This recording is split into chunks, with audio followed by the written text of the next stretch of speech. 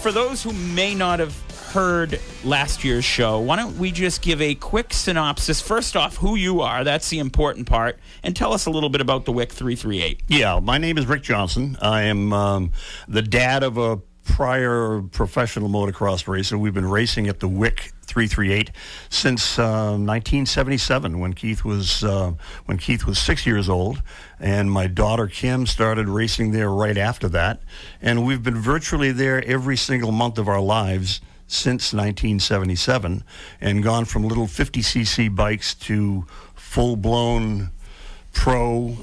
And Keith has made it onto the podium at the Nationals, so it's the whole thing. So the track closed in 2012, and much to the local fans' dismay, it sat dormant for a while, and then it was picked up, and a lease was written but never used, and they talked my son Keith into taking it over, and we did that at the end of 2014, and I got sucked in by osmosis. It wasn't difficult to convince me. But no, Keith knew that he would need somebody to help him do some of the behind-the-scenes work. This is the first time that the Wick 338 has actually been designed and laid out by professional racers. And God bless them, they've survived very well prior to that, with the dads of motocrossers actually building the track. But they've never raced. They don't know really the angles and the jumps and the different things. You know, as soon as we took over, Keith took out one section called the camel humps. And everybody was used to seeing these two jumps after a certain turn. And I said, why did you do that? And he said, well, you know, in order to clear that double, you have to take one certain line. And if you don't make the second jump. He took that out, and now all of a sudden there are 5 lines. Everybody knows the more lines you have, the better racing you have. So it's little things like that were done all the way around the track. So, you know, we started that in 2015, and we brought the National back in 2016.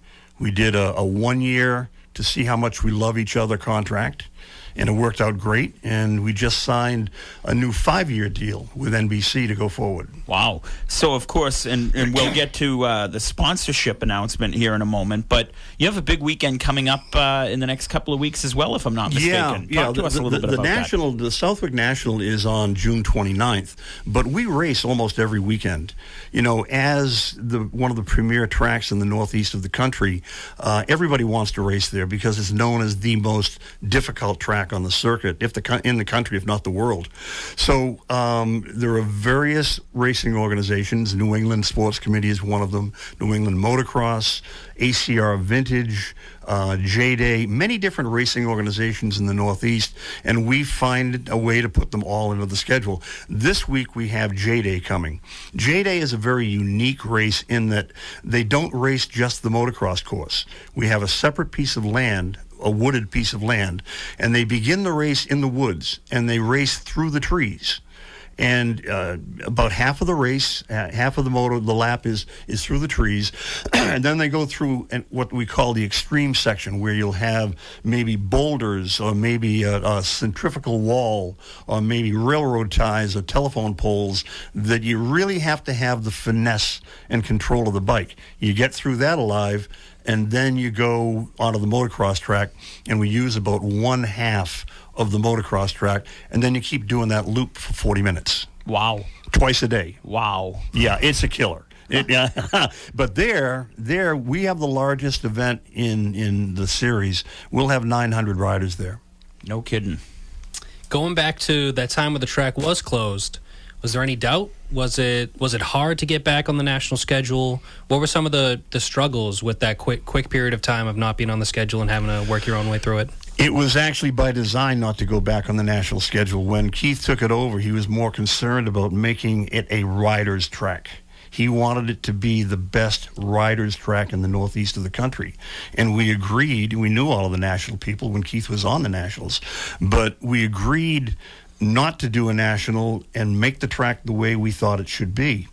And then within the first year, they contacted Keith again and said, we've got to talk. So, we met in the end of 2015 and signed a one-year deal for 16, and it worked out very well. They were very agreeable to do things the way Keith felt they should be done. And again, it's because of the fact that now for the first time you have veteran professional racers putting the venue together. And it makes a difference because the riders know that they can expect that it was put together with a lot of thought. So before we jump into the 2024 weekend that's coming up in June, we had you on last year, just before the 2023.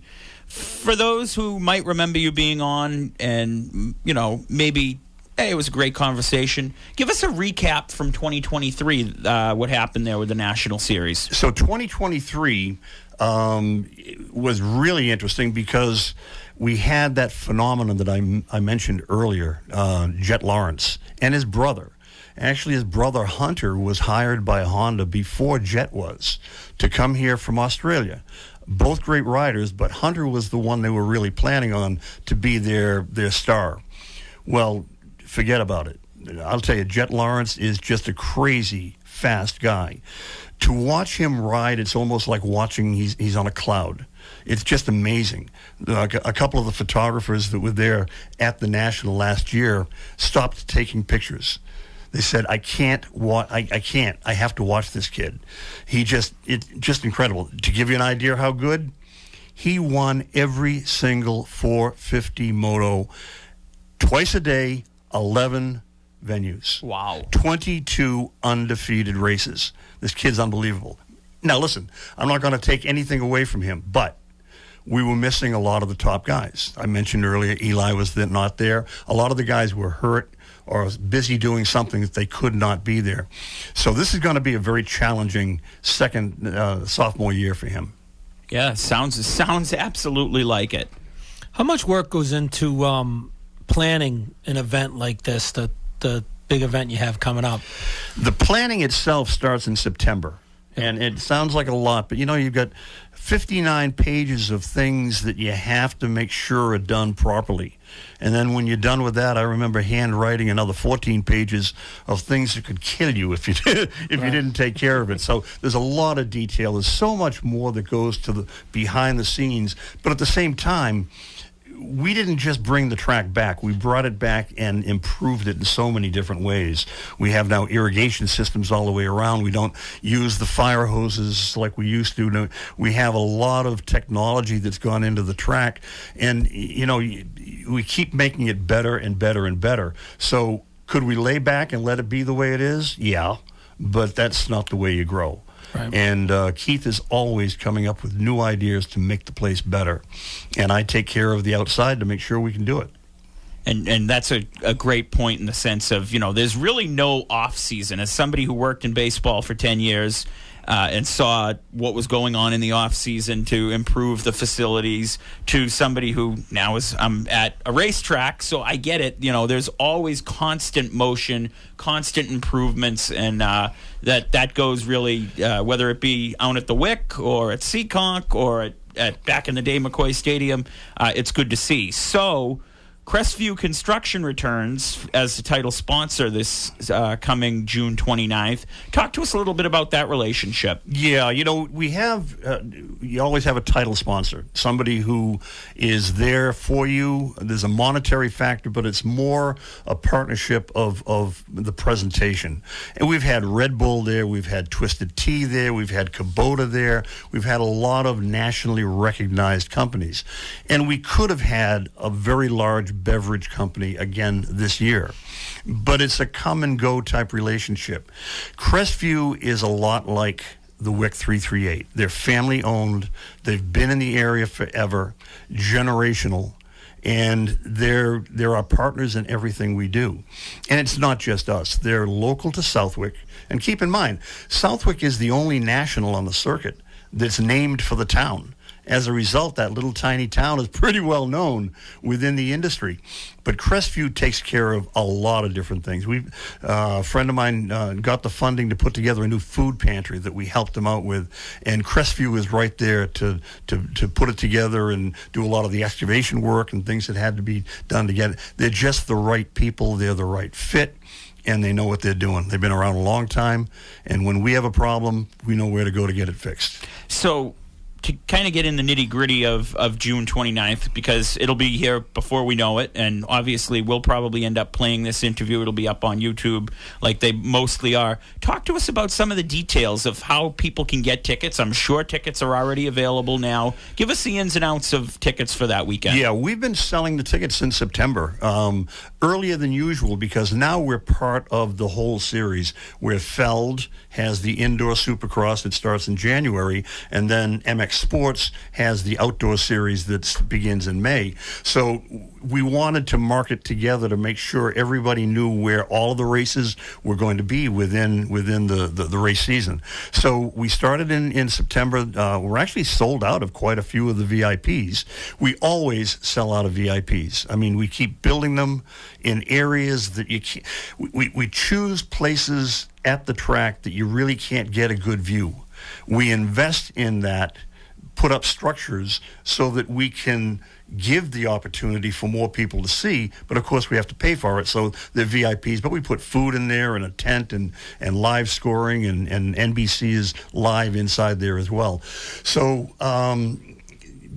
basically, the tickets are available, promotocross.com, thewick338.com, Universe, a lot of different places. Don't go to any of these other companies. We have heard some of the people buying tickets from off-location type scammers. Please, either go to Pro Motocross or go to Universe or go to the Wick 338. But these other guys will tell you they're going to deliver the tickets, and you show up at my event and don't have any way to get in, and it's awful. And that's the mobile world we live in, which I am still horrified by. The thing that impresses me the most is how big this seems. Like, the way you talk about it, it just seems like the most important race of the season. Was it always like this? Like, pre-2012 track closing era, was there a hype around Southwick that wasn't here that there is today, or was it always there? No, this race has been iconic. We've been in the professional end of it. Well, even amateur, back in the late 70s, early 80s, it was still the go-to place. Wow, okay. And it's because of its natural difficulty. The sand moves all the time. So every lap, it's not like you can come into the second lap and expect to be able to do what you did on the first, because the sand moves. It's ever-changing. So you're out there for, 30 or 40 minutes, and you have 40 of the fastest riders in the world. It's going to change every time you go by. There's a lot of reactionary type of riding here. Wow. Yeah, big difference. But it has been, since back then, it was iconic. We're just trying to make it better. Sounds it. On that weekend, how many people come? It'll vary. And, normally you can figure on a little under 20,000 people. That's still a good number. For a small town like Southwick, I mean, that's got to be a big boost to the economy around there. I had a meeting with the chairman of the Board of Selectmen last weekend, because we have a new chief of police, and, we wanted to get our ducks in a row for the national and get things going. And he said, look, you guys in one day more than double our population, and by 8 o'clock that night, nobody knows you were here. Wow. It's good to have them on your side. Yeah. Yeah. No, the support that we get from the town is just phenomenal. I mean, the Board of Selectmen, the police department, the fire, the highway department, water department, just, man, if they had an ocean, I'd consider living there. Most important thing we have not covered yet is we're kind of we're getting ready to wrap up with the general manager, Rick Johnson from the Wick 338. The press release that was put out, I hear, had to have a little rewording done in the last week or so. It's now not a third generation; it's a fourth generation. That is owned? very true. The press release came out for Crestview yesterday, and it was written quite a while ago because we knew exactly what we wanted to say. But in the meantime, I became a great grandfather. Well, so now there are 4 generations involved in the track. So we're pretty proud of that. Excellent. All right, so with that, I want to thank Rick for coming in. Rick actually lives down here on the South Shore, so a couple of weeks ago, Rick reached out to me, said, hey, I caught the show tonight. We got talking. Of course, great to have you back in. Thank you so much. And looking forward to June 29th, of course, out at South Wick. So one more time, people want to learn more about the Wick 338, get tickets for any of the events coming up, or the socials, give all of that information. Yeah, just make it easy. Go to thewick338.com. Or by all means, email if you have any questions, info@thewick338.com. If you just look up the Southwick National and go to Pro Motocross, you're going to find us. Look forward to it. We get a lot of people from this area. As I mentioned, pre-sales since September, and it's amazing how the South Shore of Massachusetts really contributes to the group of people that come out and enjoy it. Absolutely. Excellent to have you in, and I won't be able to get there on the 29th. No, that's not. No, sorry. working on getting out there for an event because I can't wait to see the track. And we're happy to have you. Yeah, I know you'll enjoy it. I know that it's different than your normal take, but you'll smile. Listen, I go to the NASCAR. I love that too. Racing's racing. Racing is racing. Racing is racing. And the pit lizards are the pit lizards, no matter if it's at a motocross track, a NASCAR track, a short track locally. Great to have you in. We will talk to you soon.